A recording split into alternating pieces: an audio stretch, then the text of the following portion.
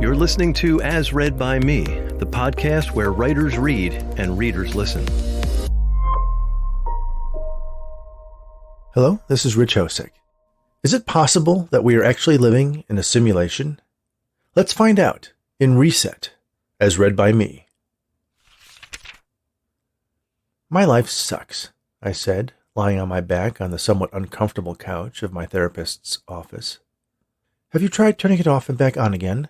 Dr. Potato replied, while scribbling furiously on the small pad she held in her lap. Excuse me? You know, just reboot. I'm not a computer, I said dismissively, wondering where my stodgy therapist had suddenly found a sense of humor. She paused her writing and peered at me over the tortoiseshell frames of her reading glasses. You do realize all of this is a simulation, she said plainly. I stared back at her, waiting for the middle-aged features to break into a mischievous smile. Such an expression of humor was not forthcoming. Do you mean to claim that you haven't heard of simulation theory? She remarked, returning her gaze to her notepad and resuming her scribbling. I actually was familiar with the concept she was talking about. The theory goes that just as we can create simulations like those in computer games or scientific models of biological processes or the Earth's climate, it stands to reason that we eventually will be able to create one that matches the complexity of what we know as real life. And if that simulation is advanced enough, it could create another simulation, and so on.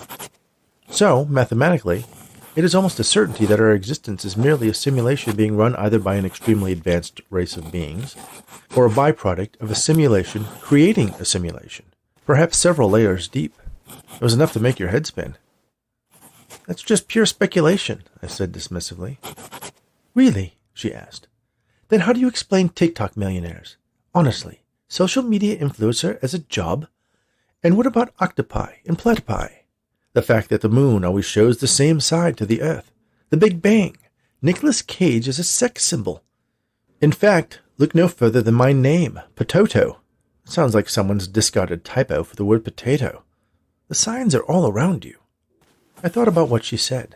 I had to admit, the Nicolas Cage thing had perplexed me since my youth. But the fact that the moon completed exactly one rotation per revolution around the Earth so that it constantly presented the same face all the time was merely physics, wasn't it?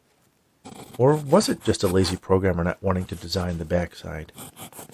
The therapist finally noticed that I had stopped talking, or perhaps merely ran out of things to write about me on her pad, and sat back and stared at me with a pitying expression. Surely I'm not the first one to tell you that you're not really real. Yes, as a matter of fact, you are, I replied, a note of anxiety creeping into my voice.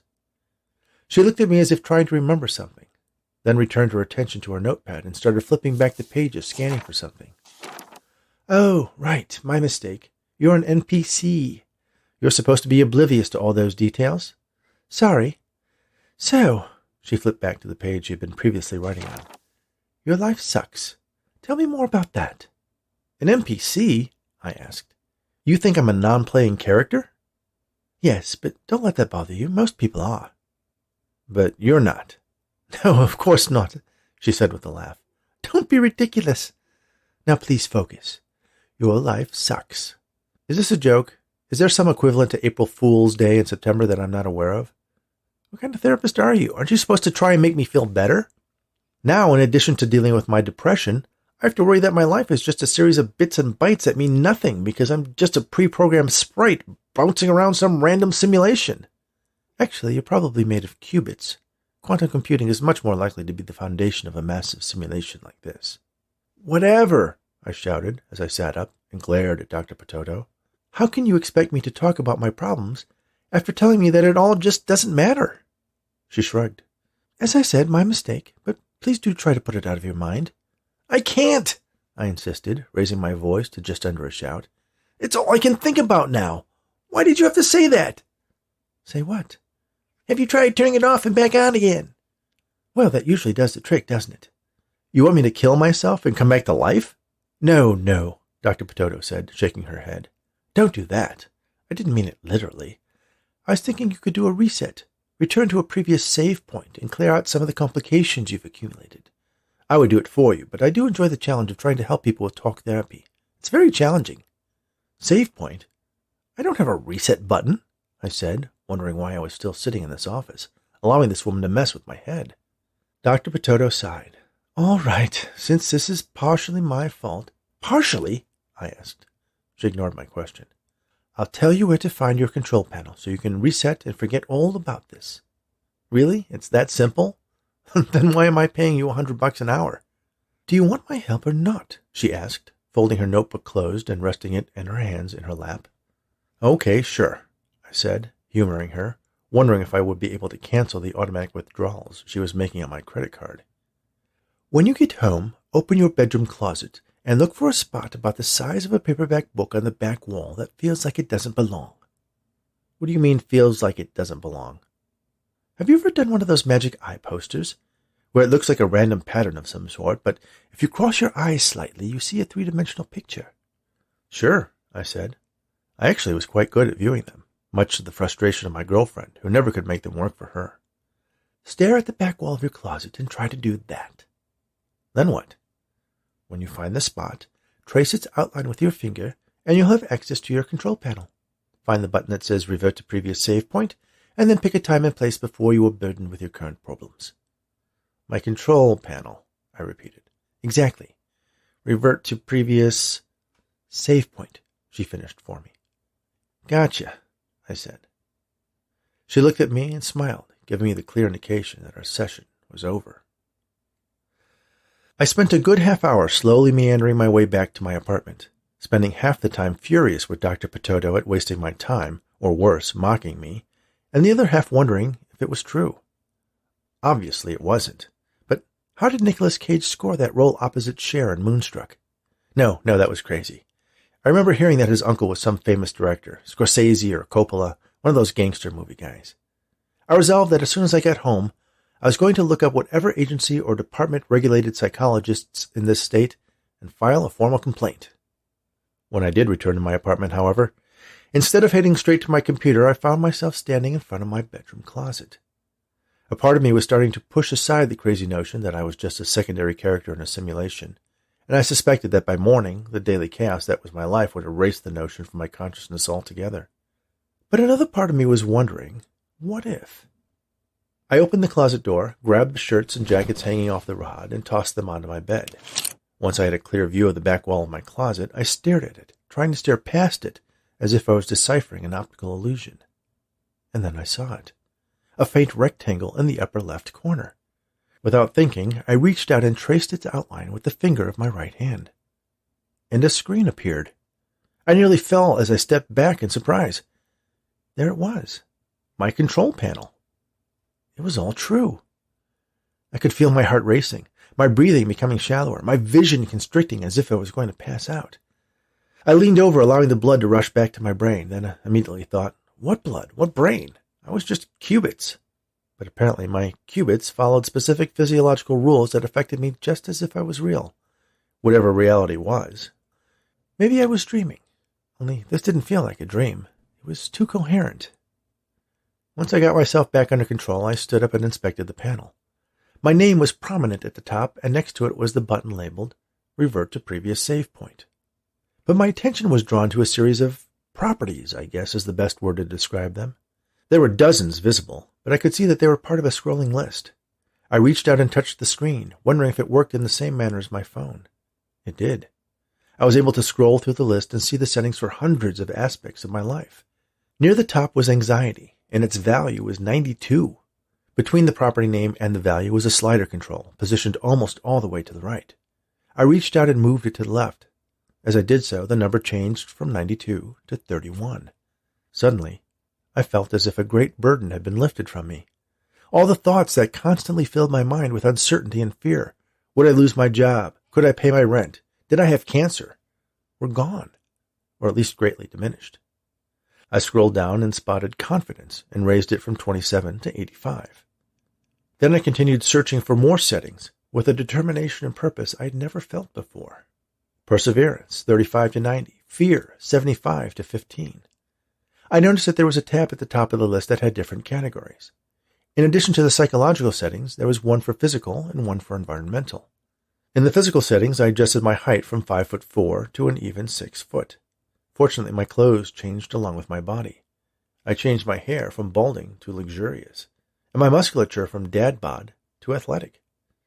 Under the environmental settings, I increased my wealth from $4,342 to $1,076,000. I didn't want to be too greedy. But I also upgraded my Honda Civic to a Porsche Spyder. I felt amazing. Okay, I had to admit, it was a little disconcerting to discover that the world was indeed just a simulation. But at the same time, I now had a level of control over my life that people would kill for. Now my life was suddenly good. I no longer had to worry about making ends meet, wondering why other people won life's lottery and I always seemed to get the short end of the stick. Now I had the golden ticket, and I was going to use it. I picked out a shirt I had bought years earlier and never wore because I didn't think it looked good on me. Now, when I slipped it on and buttoned it across my sculpted abs and pecs, it looked amazing. I went into the bathroom and picked up my comb to make sure my hair was strategically covering the balding spots, only to find that I had a coif that would make Patrick Dempsey jealous. I looked at my teeth, then rushed back into my bedroom to up them from slightly askew and yellow to perfectly straight and gleaming white. Then I noticed that the fob to my Porsche was on the corner of the kitchen counter where I normally threw the keys to my Civic. I rushed outside, clicked the unlock button, and found my yellow 918 Spyder parked across the street. I got in and drove to Emily's house. I wondered if she would recognize me. Would my girlfriend of 2 years be surprised at the changes I had assigned myself? Or would she even notice? I rang the bell and got my answer. "Jeremy," she shouted as she threw her arms around my neck and pulled herself up for a passionate kiss. That was new, but I wasn't complaining. "What a nice surprise. I didn't think I was going to see you until Saturday." "I couldn't wait that long," I told her, smiling. My relationship with Emily had always been one of those things I worried about. In my mind, she was a solid 6, bordering on 7, while I was at best a high 4 or low 5, and considered myself lucky that she didn't realize she was out of my league. But now I was a 9, 9.5, and my paranoia that she was constantly looking to trade up was gone. But I wondered. "Let's go to the bedroom," I suggested. "Jeremy," she admonished playfully, "I'm a mess." "You're always beautiful to me," I assured her. She blushed and then placed her hand in mine and bashfully led me to her bedroom. "Just give me a minute in the bathroom, okay?" "Sure," I replied. Emily smiled and disappeared behind the bathroom door. I went to her closet. It was jammed with blouses and dresses and pants and shorts. I tore them all down from the rack and dumped them on the closet floor. Then I stood back and let my focus drift, searching for her control panel. There it was, right in the center. I traced its outline and the screen appeared. I scrolled through her psychological menu, noting that her libido was already set pretty high, but nudged her self-confidence up a few points. Under the physical menu, I increased her cup size from A to C and took her weight down a few pounds. She had always complained about both, and I figured it wouldn't do any harm. But that's all I changed. Except under her environmental settings, I tweaked her bed size from full to California King to accommodate my increased stature. I closed the closet door just as Emily emerged from the bathroom. She was wearing the silk kimono I'd given her a couple Christmases before. She always looked great in it, but now she was absolutely stunning. "Are you ready?" she asked. I nodded eagerly, and we spent the rest of the afternoon in bed until we both were exhausted and completely satisfied. The next morning, I left before Emily awoke. I knew she had to get to work, and if I stayed, I risked making her late. Besides, I had my own job to get to. I hated my job, but did I have to? I rushed home and opened my closet door. The control panel was gone, so I stared past the back wall again, traced the outline, and brought it back to life. I scrolled through the environmental settings until I found the job option, and slid it from worker to CEO. Then I thought better of it and backed it off to VP of Marketing. Actually, I didn't need a new job anymore considering my hefty bank balance, but there were a couple of scores I wanted to settle before I retired. I drove to the office and pulled my Porsche into my reserved parking space. I took the private elevator up to the executive suite, strode confidently to my glass-walled office, exchanging pleasantries with my assistant, and sat down behind the wide wooden desk. My photo of Emily smiled at me. I smiled back, enjoying the peace and quiet of my own space, no longer stuck in those cramped open-plan workstations I used to work at. "Johnson, what are you doing in that office?" a voice asked. I looked over at my office door to see my old manager, Eric, standing there, a perplexed look on his face. Why did it bother him that I was here? Everyone else took it in stride as if it had always been this way. "I thought you were an NPC, he stated condescendingly. What?" I replied, trying to play ignorant. He pulled out his phone and started tapping furiously at the screen. "Aha! he said. I was right. You are an NPC. Who bumped you up to VP? Was it Killian or Farnsworth? I don't know what you're talking about, I said. Maybe you should get back to work. I have a lot on my plate, and I don't have time for your jokes. He laughed. Wow, someone really messed with your settings. He continued tapping away at his phone, then his eyes widened. I knew it. He smiled and looked at me, shaking his head. Back to the sales department for you. He swiped at his screen, gently at first, then more purposefully. Damn, I'm locked out. He stared at me for a moment, then appeared to have an idea. Moorhead should have high enough access. I'll just revert you to a previous save point and you'll be back to your miserable self.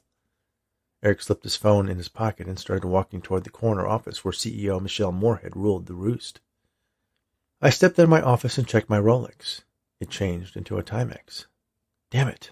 I wasn't going down without a fight. Hold on my calls, I said to my assistant, then raced for the elevator, then out of the building. My Porsche was gone, but I spotted my Civic parked at the far end of the lot. As I ran toward it, I could feel my strides shortening as my height and subsequently my inseam shrunk back to their previous settings. I drove like a madman, racing to my apartment, leaving my car double parked and bounded up the stairs of my building. I fumbled with keys and doors until I finally was back at my bedroom closet, staring at the back wall. Only I couldn't see it. That faint rectangle was beyond my ability to discern it. I stopped, took a deep breath, stepped back a little, then tried again. My focus loosened as I stared past the wall. Suddenly, there it was. I was no longer in the upper left corner, but near the floor. I reached down and traced the outline, and my control panel appeared. I breathed a sigh of relief. Then I noticed that the revert to previous save point button was flashing, and instead of the words it previously displayed, there was a countdown message. Reverting to save point in, and a robotic voice started counting down. 10, 9. How could I stop it? If it reverted as it promised, then I would forget everything, even how to access my settings. Everything I had changed would go away. Emily would leave me. There was no obvious cancel button, but I noticed a small icon near the bottom that looked like a warning sign, a yellow triangle with an exclamation point inside of it. I tapped it. A new screen appeared, but the save point button continued counting down. 7, 6. There was a menu of advanced settings. One of them was labeled Upgrade NPC to Autonomous Mode. 5, 4. I smashed it. A new dialog box appeared with a seemingly endless list of autonomous mode preferences. 3, 2. I didn't have time for this. There was a button near the top that was marked Randomize Preferences. 1. I tapped it. I sat in a comfortable leather chair, while a woman lay reclined on an oddly familiar couch. There was a notepad in my lap and a pen in my hand, and I wore wire-rimmed reading glasses. My life sucks, the woman said, with a tone of despair and hopelessness. I smiled. Have you tried turning it off and back on again? Thanks for joining us. If you love the show and want to keep hearing more great stories, there are 3 ways you can help. You can hit the subscribe or follow button on your favorite podcast app. You can leave a review for the show on iTunes. Or you can go to asreadbyme.com and click the donate button.